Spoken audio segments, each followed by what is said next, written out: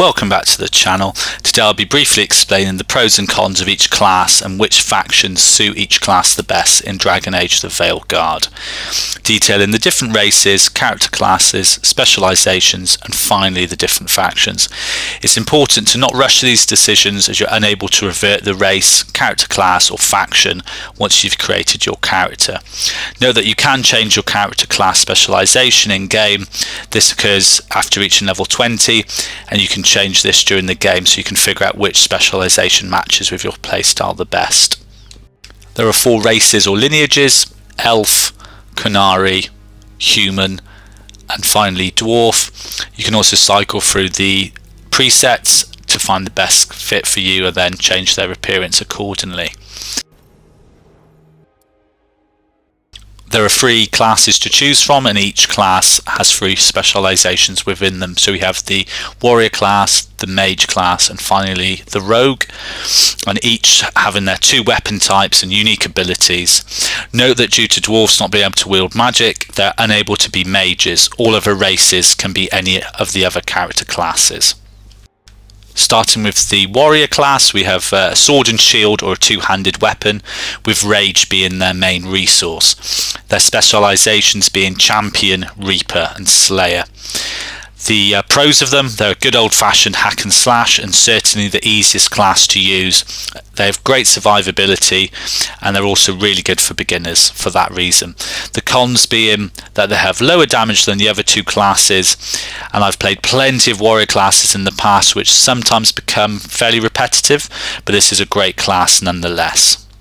The mage's weapons are a staff, a dagger and an orb, and as usual their resource is mana. Their specializations being Deathcaller, the Evoker and Spellblade. The pros being that they get up to 3 companions when the other classes can only have 2 equipped, which is very useful for many encounters in the game. Unsurprisingly, they have range attacks, but this can be a pro and a con if overwhelmed at close range. However, they can deal great damage if played correctly. A negative with the mage is that this game is even more action heavy for an ARPG than normal, so being up close and personal fighting can be tough for a ranged mage. I imagine a lot of people will go for the Spellblade specialization due to this. Like most games, the mage here can have low survivability. Rogues have dual daggers and a bow and their resource is momentum. This is filled up by using heavy and light attacks, building the momentum to then activate a skill. Their specializations being Duelist, Saboteur and the Veil Ranger. A pro is that they have great movement with unlimited dodges, high DPS, but can be a glass cannon with low survivability. A con with the rogue is that they can be complex to play with lots of things going on, but it's a high reward with an increased DPS once mastered. If you're enjoying this video and think it's helpful, please like and subscribe. It really helps the channel and it's greatly appreciated. Thank you. Now on to the 6 factions or guilds, each affecting the background of your character with different dialogue choices in the game and each having their own perks and companions. You also gain reputation within the faction you select more quickly from completing their specific quests. Firstly, we have the Grey Wardens, so your companion will be Davrin, who's an elf and a monster hunter. The perks being the Blight Killer, where you deal increased damage versus Darkspawn, and Vigilant Training, base defense and health are slightly increased. This is useful for all characters, but in particularly warriors, having that increased defense and health is really useful. The Veiljumper's companion Spelera, who's an elf mage, and the perks are the Attuned Strikes, where deal increased damage versus Fade Touched, and Keen Eye, where you deal increased critical and weak point damage, so great for the rogue class. The Shadow Dragon's companion's Neve Gallus, who's a Tevinter mage. The perks being Never to Rise, where you deal increased damage versus Venatori. Resourceful, which is a class-specific resource, regenerates faster, particularly great for mages who mainly use mana. And also later in the game you can unlock a class-specific high damage attack, which is useful for all 3 classes. The Lords of Fortune companion's Tash, who is a warrior.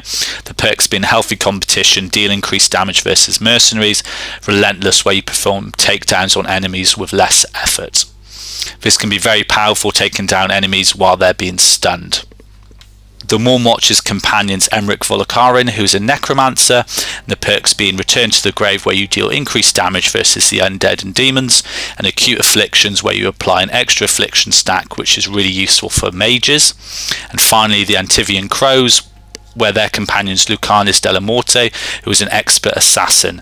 Their perks being Open Contract, where you deal increased damage versus Antam, and also Hidden Pouch, where you hold an extra potion, which is great for additional healing and useful for all characters and classes.